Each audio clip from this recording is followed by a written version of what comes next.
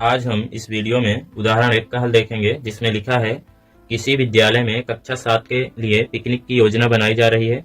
विद्यार्थियों की कुल संख्या का 60% लड़कियां हैं और इनकी संख्या 18 है। पिकनिक का स्थान विद्यालय से 55 किलोमीटर दूर है और परिवहन कंपनी 12 रुपए प्रति किलोमीटर की दर से किराया लेता है।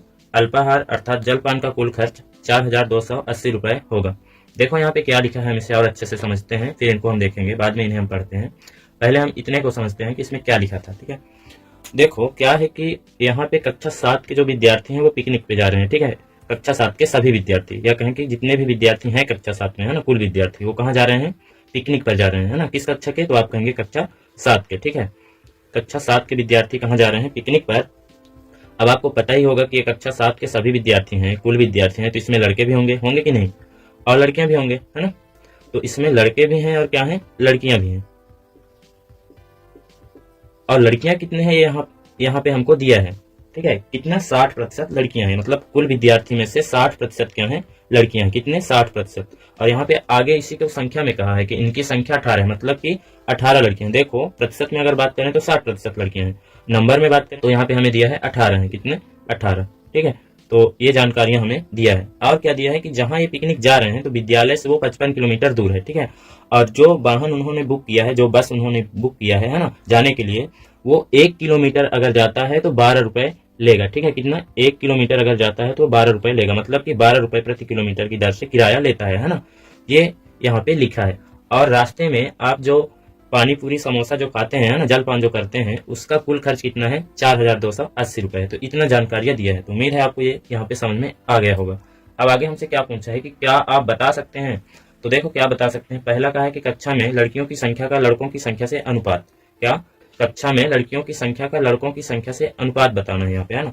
तो देखो यहाँ पे हमको लड़कियों की संख्या तो मालूम, लेकिन यहाँ पे हमको लड़कों के बारे में कुछ नहीं कहा है कि कितना है कितने नहीं है ना। तो हम क्या करेंगे, पहले लड़कों की संख्या निकालेंगे, तभी तो यहाँ पे हम अनुपात बता पाएंगे लड़कियों की संख्या का लड़कों की संख्या से, है ना। तो ये देखना, यहाँ पे समझना, हम लड़कों का संख्या निकालेंगे कैसे। तो ध्यान से देखिएगा यहाँ पे, अगर हमको ये पता चल जाए कि कुल विद्यार्थी हैं कितने, है ना, तो जब हमको ये पता चल जाएगा कि कुल विद्यार्थी हैं कितने, तो उसमें से हम लड़कियों की संख्या घटा देंगे, तो क्या बचेंगे। देखो कक्षा 7 के जो कुल विद्यार्थी हैं उसमें लड़के भी हैं और लड़कियां भी हैं। अब हमको ये पता है लड़कियों की संख्या कितना है? 18 है। तो हमको क्या करना है, लड़के की संख्या या लड़कों की संख्या यहाँ पे हमको निकालना है। तो हम क्या करेंगे, अगर हमको कुल विद्यार्थी मिल जाए तो उसमें से हम लड़कियों की संख्या हटा देंगे, है ना। तो क्या बचेगा? जो बचेगा वो लड़के की संख्या बचेगा, है ना। तो इस तरह से हम निकाल सकते हैं, है ना। तो आइए पहले क्वेश्चन का हल देखते हैं, फिर आगे हम इनको पढ़ेंगे और हल भी करेंगे। ठीक है, तो हम पहले का हल यहाँ पे देखते हैं। पहले हम लड़कों की संख्या यहाँ पे निकालेंगे, फिर उन दोनों में अनुपात बताएंगे। ठीक,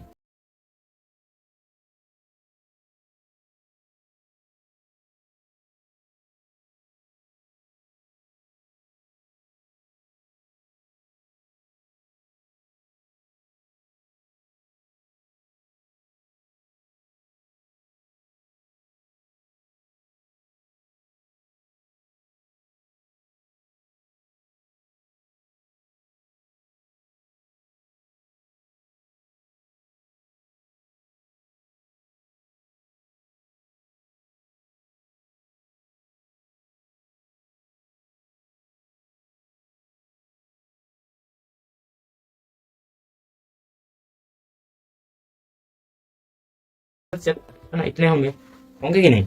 उम्मीद है आप समझ गए होंगे कि लड़कियों की संख्या जो है x का 60% होगा, मतलब कुल का 60% होगा, है ना। यही तो कहा है इसमें कि विद्यार्थियों की कुल संख्या का 60% लड़कियां हैं। अब हमने मान लिया विद्यार्थियों की कुल संख्या x है, तो इसका 60% क्या है? लड़कियां हैं, अर्थात लड़कियों की संख्या है ना।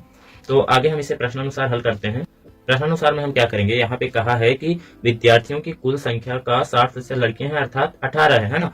अर्थात ये जो है 18 के बराबर है, x का जो 60% है वो 18 के बराबर है ना। तो हम लिखेंगे x का 60% बराबर 18, है ना। वो कैसे? क्योंकि यहाँ कहा है विद्यार्थियों की कुल संख्या का 60%, मतलब अगर आप 60% निकालते हो कुल विद्यार्थियों का तो वो कितना आएगा? 18। वही कि x का 60% अगर हम निकालते हैं तो कितना आएगा? 18। वही हमने लिख दिया। ठीक है, अब आगे जब इसे हल करेंगे तो x का को हम गुणा में चेंज करेंगे, क्योंकि का मतलब गुणा और यहाँ 60 है, तो 60% का मतलब बटे 100 बराबर क्या है? 18। ठीक, अब ये 0 से 0 कट गया। इसके बाद हम यहाँ पे केवल x रखेंगे, क्योंकि हमको x का ही मान चाहिए। अभी हम क्या कर रहे हैं, कुल विद्यार्थी निकाल रहे हैं। ठीक है, तो यहाँ पे हम कुल विद्यार्थी किसको माने हैं? x को। है ना। तो हम यहाँ पे x का मान निकालेंगे, तो x को इधर रखेंगे, बाकी सबको पक्षांतर कर देंगे। तो ये 10 यहाँ पे भाग में है, तो इधर जाके 18 के साथ गुणा में हो जाएगा, और ये 6 इधर गुणा में है, तो इधर जाके ये भाग में हो जाएगा। ठीक है, अब यहाँ से 6 त्रिक 18, तो x बराबर कितना आ जाएगा, आप कहेंगे 30, क्योंकि 10 तिहाई 30 है ना। अब अगर हम यहाँ पे आपसे पूछें कि x बराबर ये जो 30 है ये क्या है, तो आप कहेंगे ये कुल विद्यार्थियों की संख्या है। तो ठीक है, चलो हमें कुल विद्यार्थियों की संख्या मिल गया। अब हम क्या करेंगे, ये जो कुल विद्यार्थियों की संख्या है इसमें लड़कियों की संख्या को घटा देंगे तो क्या मिल जाएगा, लड़कों की संख्या, है ना। इसलिए लड़कों की संख्या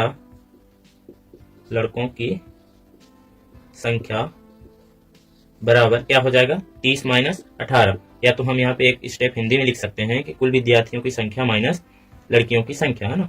तो वही चीज है, जब 30 में हम 18 घटाएंगे कितना आएगा, 12, अर्थात लड़कों की संख्या कितना है, 12। अब हम यहाँ से अनुपात बता सकते हैं, जो कि पहले प्रश्न में हमसे यही कहा था कि कक्षा में लड़कियों की संख्या का लड़कों की संख्या से अनुपात क्या होगा, है ना। तो अब हम यहाँ पे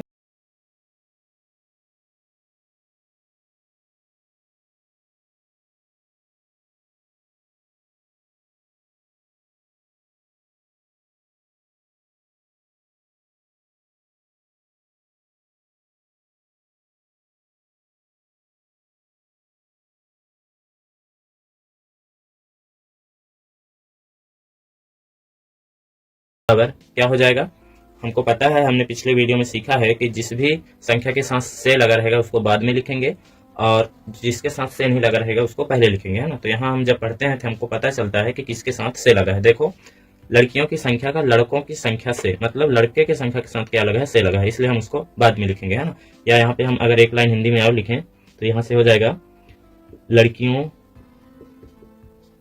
की संख्या अनुपात लड़कों की संख्या, है ना, लड़कों की संख्या। अब हम इनका मान रख देते हैं, लड़कियों की संख्या कितना है, 18, तो यहाँ पे 18 लिखेंगे, और अनुपात का चिन्ह है तो अनुपात, और लड़कों की संख्या कितना आया है तो आप कहेंगे 12। यहाँ पे आप देख सकते हैं लड़कों की संख्या कितना है, 12। ठीक, तो ये 18 अनुपात 12 हमने लिखा। अब हम इसे थोड़ा और सरल करेंगे, तो पहले हम इसे भिन्नों में लिखेंगे, तो ये हो जाएगा 18/12। इसे जब हम हल करेंगे तो 6 से 2 बार में और ये 3 बार में, 6 त्रिक 18, 6 दूनी 12, है ना। तो ये हो जाएगा 3:2, अर्थात लड़कियों की संख्या का लड़कों की संख्या से जो अनुपात है कितना है, 3:2 है। ठीक है, अतः हम यहाँ पे चाहें तो लिख सकते हैं, अतः लड़कियों की संख्या का लड़कों की संख्या से अनुपात 3:2 है। तो ये हमने लिखा कि अतः लड़कियों की संख्या का लड़कों की संख्या से अनुपात 3:2 है। ठीक, तो अब हम देखते हैं दूसरे प्रश्न को, जिसमें लिखा है, यदि 2 अध्यापक भी कक्षा के साथ पिकनिक पर जा रहे हैं तो प्रति व्यक्ति खर्च। तो देखो इस प्रश्न को कैसे हल करेंगे। यहाँ पे इस प्रश्न को हल करने के लिए हमें ये पता होना चाहिए कि टोटल खर्च हुआ कितना, है ना, सभी को मिला के, परिवहन का खर्च और जलपान का खर्च, वो दोनों को मिला के टोटल खर्च कितना हुआ हम ये पहले निकाल लेंगे। फिर इसके बाद हमें ये भी पता होना चाहिए कि कुल व्यक्ति कितने हैं, है ना। तो यहाँ पे कुल व्यक्ति कितने हो जाएंगे, आपको पता है कि कक्षा 7 के जो कुल विद्यार्थी हैं वो कितने हैं, 30 हैं। और यहाँ पे क्या कहा है कि यदि 2 अध्यापक भी कक्षा के साथ, अर्थात अब 32 हो गए, है ना।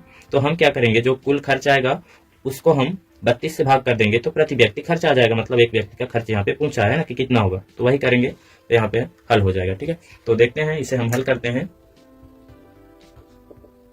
तो सबसे पहले तो हमें जो जो चाहिए यहाँ पे हम निकाल लेते हैं। तो पहले हम यहाँ पे जो किराया लगा वो निकाल लेते हैं कि कुल किराया लगा कितना, है ना। तो यहाँ पे हम लिखेंगे कुल किराया। ठीक है, कुल किराया, कुल किराया कैसे निकलेगा, देखो यहाँ पे क्या लिखा है कि परिवहन कंपनी 12 रुपए प्रति किलोमीटर की दर से किराया लेता है, अर्थात जो वाहन कंपनी है वो 1 किलोमीटर का किराया 12 रुपए लेता है ना। तो हम पहले ये देख लेते हैं कि हमने कितना किलोमीटर तक चला है। तो देखो, पिकनिक का स्थान विद्यालय से 55 किलोमीटर दूर है। तो देखो, हम जब जाते हैं विद्यालय से पिकनिक जाते हैं तो 55 किलोमीटर की दूरी तय करते हैं, फिर हमको वापस भी तो आना है ना। तो 55 2 बार हो गया, है ना, एक बार जाने का 55, एक बार आने का 55 किलोमीटर, है ना। तो कुल मिला के हमने कितना दूरी तय किया, तो आप कहेंगे 110 किलोमीटर की दूरी, है ना। तो जब हमको ये पता हो गया कि हम 110 किलोमीटर की दूरी तय किया है तो उसमें हम क्या करेंगे, 12 का गुणा कर देंगे। क्यों, क्योंकि 1 किलोमीटर का 12 रुपए, तो 110 किलोमीटर का कितना, 12 गुणे 110, है ना। तो यही होगा कुल किराया कितना हो जाएगा। तो इसको हम ऐसे लिखेंगे, यहाँ पे हम कुल दूरी लिख देते हैं, ये कुल दूरी है। देखो 2 से गुणा क्यों किए, क्योंकि एक बार जाने का और एक बार आने का, है ना, 55 किलोमीटर। तो यहाँ हम ऐसे कर दें अगर तो आपको समझ में आएगा, है ना। ये कुल दूरी है, गुणे इसको हम 12 से गुणा कर देते हैं, ना। तो ये जो आएगा अब रुपए में आएगा। ठीक है, इसको जब हल करेंगे तो ये हो जाएगा 110, ये किलोमीटर और ये 12, है ना, मतलब इतना रुपए में आएगा ये। तो ये हो जाएगा 12 शून्य 12 एक कम 12 2 हासिल आई 1 12 एक कम 12 1 13। तो कुल किराया जो है यहाँ पे कितना कितना, तो आप कहेंगे 1320 रुपए हुआ, है ना। ये क्या है, कुल किराया है। ठीक, अभी हमने कुल खर्च नहीं निकाला है, ये किराया हमने निकाला है। अब यहाँ पे कुल खर्च लिख लेते हैं। कुल खर्च, कुल खर्च जब इसमें हम जलपान का भी खर्च जोड़ देंगे तो वो हमारा कुल खर्च कहला जाएगा, है ना। तो ये हो जाएगा 1320 रुपए प्लस 4280 रुपए, ये क्या हो गया हमारा कुल खर्च, है ना। तो ये कितना आ जाएगा, 0 से 0 जुड़ेगा तो 0, 8 में 2 जुड़ेगा तो 10 की शून्य हासिल आई 1 2 और 3 5 1 6 4 1 5, तो 5600 रुपए, ये क्या है हमारा कुल खर्च, मतलब इतना खर्च हमने किया है। ठीक है, अब यहाँ पे हम कुल व्यक्ति भी लिख देते हैं, क्योंकि जब तक हमारे पास कुल खर्च और कुल व्यक्ति नहीं रहेंगे तो प्रति व्यक्ति खर्च नहीं निकाल पाएंगे, इसलिए हम यहाँ पे कुल व्यक्ति लिख देते हैं। तो कुल व्यक्ति कितना हो जाएगा, यहाँ पे हम ऐसे लिख सकते हैं, कुल विद्यार्थी प्लस 2 अध्यापक, है ना। ये हो गया कुल व्यक्ति, इसे हम नंबर में लिख दें तो कुल विद्यार्थी 30 और 2 अध्यापक मतलब 2, तो ये हो जाएगा 32।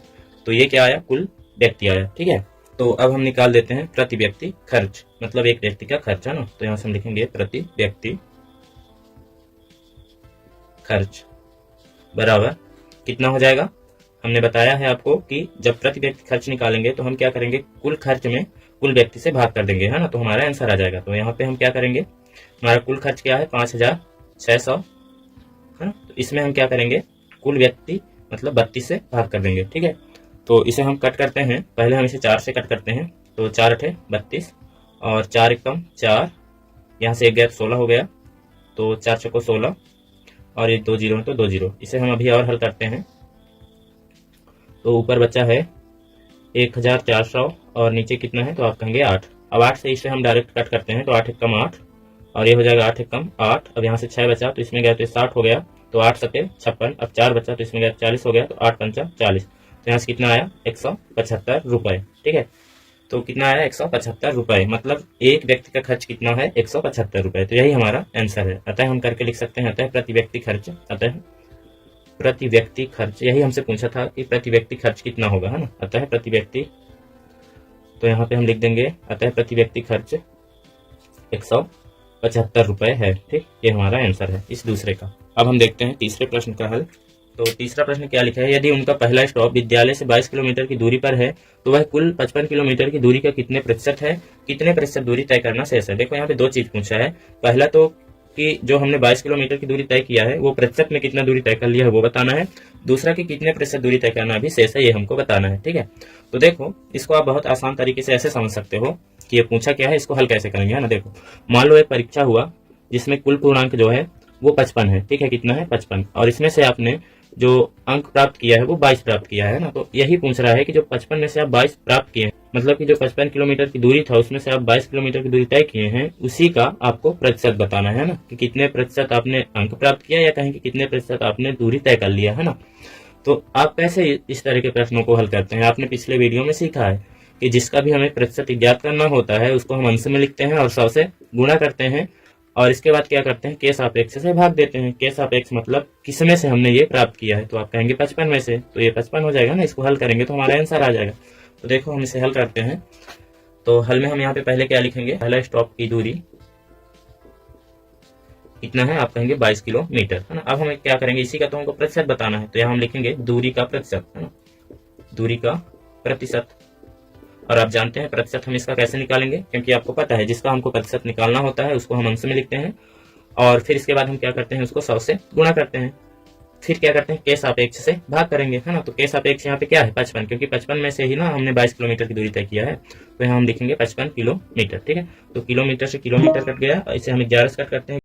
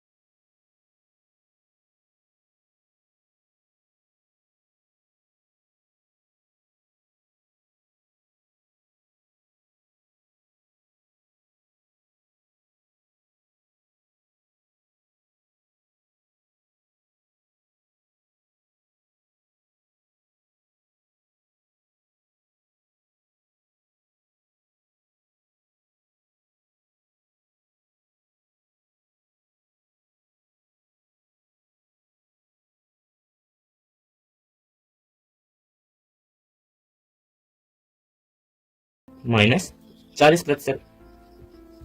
तो जब ये घटेगा तो कितना आएगा 60%, मतलब कि कितने प्रतिशत दूरी तय करना शेष है, तो आप कहेंगे 60% दूरी अभी तय करना शेष है ना। अब हम अपने अगले वीडियो में देखेंगे जो प्रयास कीजिए का प्रश्न है उसका हल।